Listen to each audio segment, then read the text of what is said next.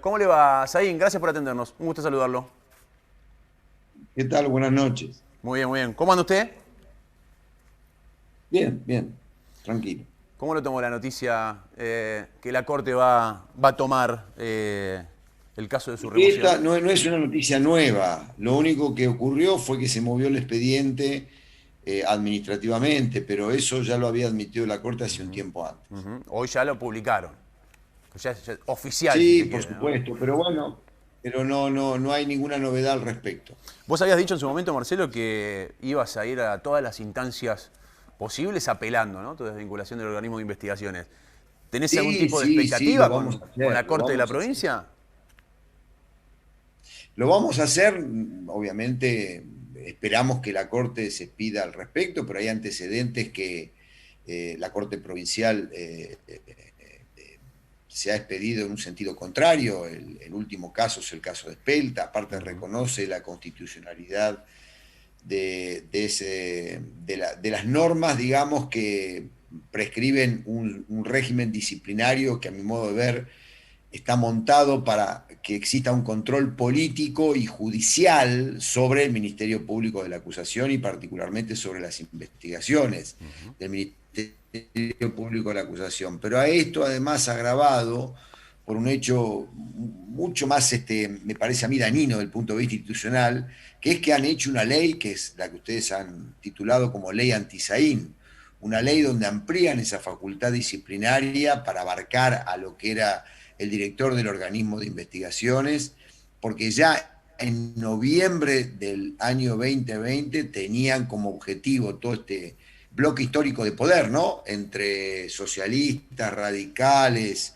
y peronistas con representación legislativa, sacarme del cargo primero de ministro y después impedir que yo retomara el cargo en el organismo de investigaciones y si lo retomaba, como realmente lo retomé, digamos, llegar al punto que se llegó. A mí me echaron por dos tweets.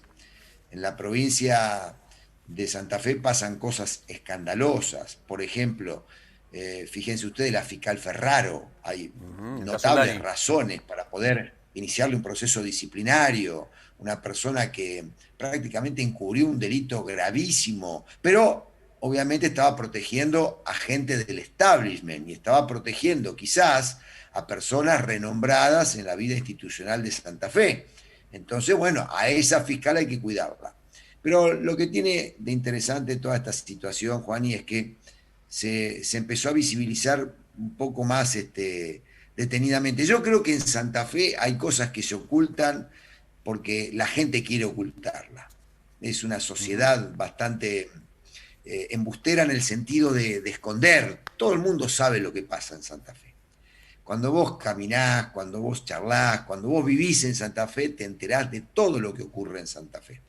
Pero como las sociedades menos desarrolladas, menos diversificadas, ocultan todo y me parece a mí de que eso forma parte de este problema, ¿no? Dijiste, estuviste declarando en el juicio de Alvarado y me anoté unos textuales de tu declaración como testigo, digamos, en su momento como asesor del gobierno de Lischif, posteriormente en el organismo de investigaciones y posteriormente en el Ministerio de Seguridad. Rosario es un caso único en la Argentina. Las bandas narcos le dan órdenes a la policía, dijiste. Después avanzaste además Sí. con algunos nombres y bueno, recalcaste parte de lo que han sido algunas investigaciones del organismo, donde se veía claramente cómo algunos jefes policiales no solo tenían vínculos, sino que estaban hasta trabajaban en la órbita del poder político. Digo, remarcaste eso en el juicio contra Alvarado. ¿Crees que eso aporta por lo menos una visión más amplia de lo que pasa en la provincia de Santa Fe con el narcotráfico en sí, en el caso de Alvarado puntualmente, y la política? Mirá, Juani, yo no tengo interés ya en explicar en Santa Fe nada, porque lo hice como funcionario y se cagaron en todo lo que yo planteé y dije. Esto mismo que vos estás señalando lo dije como ministro de Seguridad en la provincia, pero poco importó ahí en Santa Fe dar, para mí, con transparencia y responsabilidad, una explicación del problema criminal y cómo había que atenderlo. Yo lo único que hice el viernes es cumplir con mi responsabilidad de explicar la investigación que nosotros hicimos desde el organismo de investigaciones. Un organismo de investigaciones que hoy no existe más. solo existen los papeles, hoy no investiga más nada, porque eso es lo que quería la política santafesina, que ese organismo dejase de existir, porque entre otras cosas, esta que fue la primer gran investigación que yo dirigí dentro del organismo de investigación, en la faceta policial, ¿no? Por supuesto, donde conformamos un equipo muy sólido junto con los fiscales Chapapietra y Ederi, y entre los tres fuimos diseñando la construcción del caso como un caso de criminalidad compleja y que fue un hecho de persecución penal exitosa, lo estamos viendo con la carga de prueba enorme que se está ventilando en ese juicio. Y que además, digamos, sirve para poder dar cuenta de una de las organizaciones más violentas de Rosario, más complejas, con un sentido empresarial, muy poderosa económicamente, a mi modo de ver mucho más poderosa que los monos, mucho más siniestra inclusive, y con un andamiaje de protección estatal mucho más alto y de protección judicial y política, porque lo que también quedó claro, y yo ventilé, que era la hipótesis de trabajo nuestra dentro de esa investigación, es que ese grupo no solamente tenía protección policial, de los policías, digamos, que estuvieron de alguna manera comprometidos en la causa, muchos de los cuales reconocieron formar parte de la asociación ilícita, porque han firmado procedimientos, a través de procedimientos abreviados, han aceptado condenas, han reconocido los delitos que se les reprochaba, sino que además esos policías tenían una íntima relación, intísima relación con el senador Trasferri. Y se refugiaban todos en San Lorenzo, y se refugiaron en San Lorenzo con el aval del ministro Puyaro. Puyaro también los cobijó y Puyaro los defendió públicamente a los policías de Alvarado.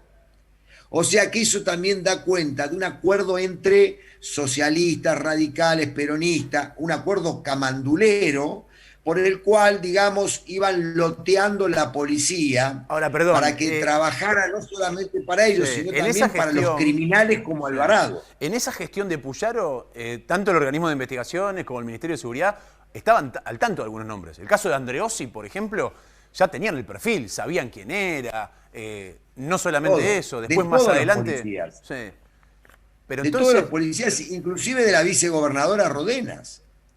Porque cuando nosotros empezamos a estudiar el núcleo policial, una de las líneas dentro de esta investigación de Alvarado, una de las líneas de pesquisa fue la protección policial. Nos dimos cuenta que estos policías, de estrechísima relación con Rodenas, habían seguido en la carrera porque Rodenas les había garantizado como jueza impunidad. Sí.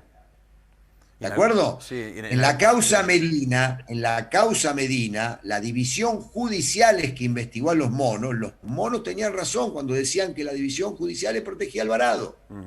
Tenían razón. Que hayan sido criminales no significa que no tuvieran razón. Tenían razón.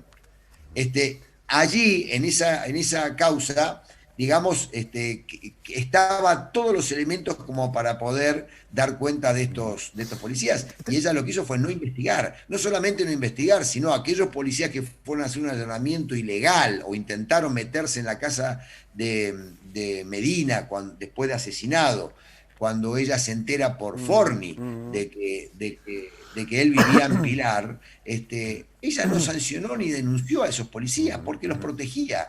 Pero además, el expediente sobre enriquecimiento ilícito con un montón de elementos, de Spoletti, que era el gran hombre que tenía Trasferri en la manga para hacerlo designar jefe de policía, si Perotti aceptaba darle el Ministerio de Seguridad a Trasferri, también Rodenas lo cobijó, lo protegió. Bueno, pero hay un elemento mucho más importante también. Toda la causa, el inicio de la causa nuestra contra Alvarado, yo pasé por la Fiscalía de San Isidro, de Patricio Ferrari, y nos trajimos todos los CDs con todas las escuchas que la Fiscalía Bonaerense de San Isidro había efectuado en el marco de la investigación de la banda de los Rosarinos, de robo de auto en el norte de la provincia de Buenos Aires, y con esos audios nosotros ya sabíamos de la protección policial de Alvarado. Ahora Marcelo, esos audios, Ferrari se lo envió a la justicia rosarina, apenas terminada la investigación de él. Y la justicia rosarina no hizo nada. Y eso recayó en una jueza. Adivinen qué jueza. Sí, Rodenas. Entonces, Alvarado, yo concluyo, tenía una fortísima protección de sectores policiales protegidos por Traferri y No, por bueno, Rodenas también. inclusive en aquel famoso allanamiento a Claro, a la isla, Rodenas aparece con Jorge León, su marido, ministro, actual ministro de Cultura, todavía en la provincia de Santa Fe, y con Paul Krupnik, abogado que fue el abogado de la gran parte de la banda de Alvarado, ¿no? O sea, compartían abogado y era el hombre, bueno, recién ratificaste de alguna manera algo que nosotros lo dijimos desde el inicio de la gestión, que Traferri había pedido Ministerio de Justicia y Ministerio de Seguridad cargos claves. Y entre esos cargos claves aparecía, según la información que tenemos en las listas, este mismo hombre, ¿no? Paul Krupnik, un abogado de un narco, Paul del líder narco de una banda. Pero viste que en Rosario todo está mezclado, ¿no? Fiscales que son íntimos amigos de abogados narcos, y son los fiscales que ventilan las causas contra esos mismos narcos, ¿no? Es todo un gran enchastre, digamos, institucionalmente, con lo cual a mí no me extraña que en Santa Fe, digamos, que todo el mundo se conoce, que todo el mundo gira por los mismos lugares, digamos, pasen estas cosas, Ahora, porque es medio impúblico el ambiente institucional. ahora Marcelo, Así que eso no me extraña. Lo que sí te digo sí, es que a mí, no solamente eso, sino que además ella se puso en la escena del crimen. Krupnik comentaba al final, en la segunda parte del año 2019, que Traferri le había asignado la tarea, junto con Rodenas, de construir el ministerio, de diseñar el eso ministerio. mismo. Y ellos estaban haciendo eso. Ahora, vos fuiste parte de eso también, de ese gobierno. Porque mientras vos eras ministro, Rodenas era la vicegobernadora y vos esta información también ya la tenías. ¿Por qué formaste Mirá, parte de un gobierno que dentro de su coalición tenía todo esto que vos ahora marcás muy bien desde afuera?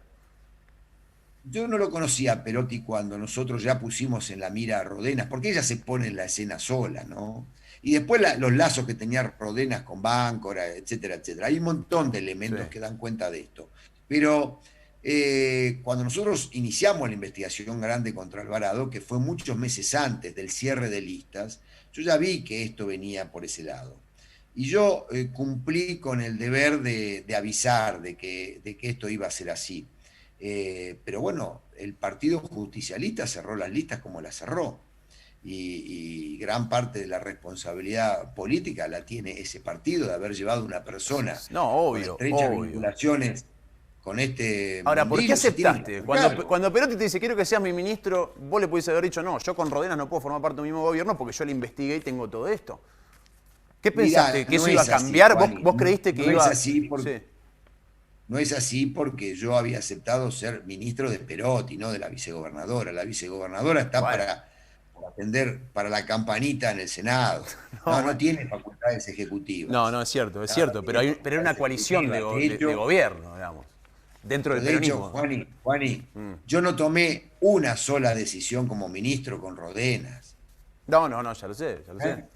Ah, Eh, bueno, entonces todo lo que yo hice lo hice en nombre de Omar Perotti y habiendo tomado decisiones con Omar Perotti, exclusivamente con Omar Perotti. te cambio de tema. Y esto fue así. Sí, Y esto fue, Juani, permitime por decirte, favor, por esto favor. fue el acuerdo que yo, perdón, esto fue el acuerdo que yo tuve con Perotti. Ajá.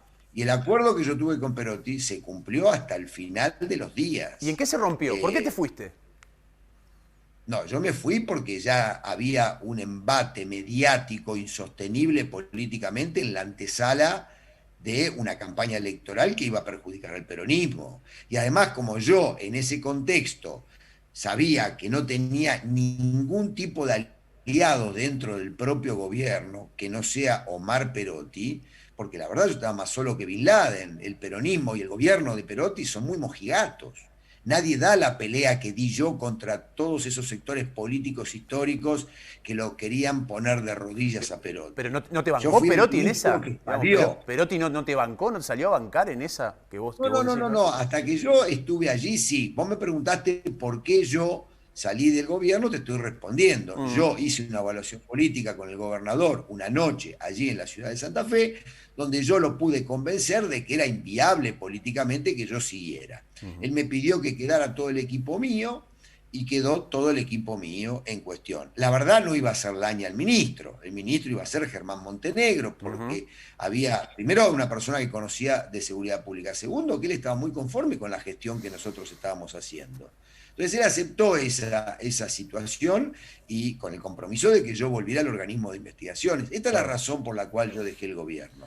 Por supuesto que nosotros no teníamos una estrategia de prensa para neutralizar eso dentro del propio gobierno. Si el mono Altamirano era el secretario de prensa del gobierno y el que tenía a cargo la comunicación, no podíamos ganar ninguna pelea. Perdíamos un juicio de sucesorio con ese hombre, digamos, si fuese nuestro abogado. Entonces, bueno, evidentemente yo analizando esas cuestiones y habiendo entendido eso, porque además yo veía, viste, como la hipocresía de ahí, particularmente de esa ciudad, de Santa Fe. El peronismo iba derecho a la derrota, como realmente ocurrió. Y me iban a endosar a mí esa derrota de la división del peronismo, cuando en realidad vos tenés un sector peronista trucho, que son los socios históricos del socialismo, son los tipos que siempre hicieron negocios en la Cámara de Diputados y en el Senado con el socialismo y con el Frente Progresista, y que se dividieron el Poder Judicial, el Ministerio Público de la Acusación, negocios de obras públicas, medios de comunicación, son los grandes socios, y bueno, ese sector evidentemente era el sector con el que nosotros espadeábamos.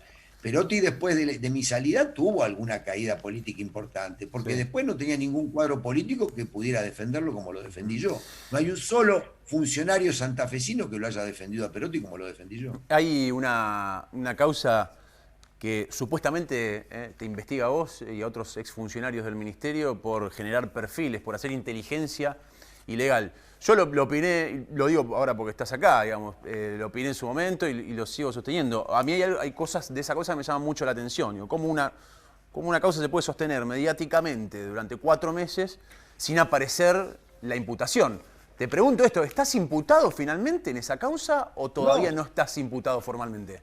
No estoy imputado, bajo ningún punto de vista. No sabemos de qué delito estamos hablando, porque aparte en las distintas notificaciones que hemos recibido de esa investigación, los tipos penales que nos adjudican son completamente disímiles. Ahora apareció uno que parece que es violación de la ley de habeas data. No. Eso es una causa política armada por Gutiérrez Arieti. Gutiérrez, presidente de la Corte Suprema. El presidente de la Corte Suprema, sin lugar a dudas, que es un poco el jefe de la banda. El jefe de la banda. Pará. O sea, el presidente de la Corte Suprema es el jefe de la banda. ¿Me das ese título? De la banda política que dirige en el Partido Justicialista, que está detrás de estas cuestiones, no tengas ninguna duda. Hasta el propio Ponce Assad lo dijo. Sí, ¿de acuerdo? ¿No es el autor de la ley anti-Saín? Bueno, habló también de la relación de socios, dijo Ponce Assad, con el senador Traferri, del presidente de la Corte Suprema. Son íntimos amigos. A ver, estaban muy preocupados por los tuits míos, pero la división de poderes cuando Gutiérrez se reunía con el Partido Justicialista a hacer militancia política, eso no le llamaba la atención a nadie. La última, Marcelo, me quedo sin tiempo. Sí. No, lamentablemente me quedo sin tiempo. Podría estar hablando 2 horas. Del Partido Justicialista. No, la última. Los perfiles, los nombres de las personas supuestamente que vos tenías perfiles, carpetas, armados, investigados de manera ilegal, con estructura del Estado. ¿Qué fueron esos nombres que aparecieron y que trascendieron por la prensa? No tengo idea. Hay que preguntarle a Hernández y a Jiménez, que son los que difundieron eso. Yo no tengo la más mínima idea. Yo lo que sí hice son profundas investigaciones, como demostré el día viernes en Rosario, sobre criminales. Y lo que yo hice es lo que no se animó nunca la mayoría de los funcionarios judiciales santafesinos: apuntar a las estructuras de poder y de lavado de dinero. Eso fue lo que hice, porque yo tengo huevos. Gracias, Saín, por su tiempo, muy amable. Hasta luego.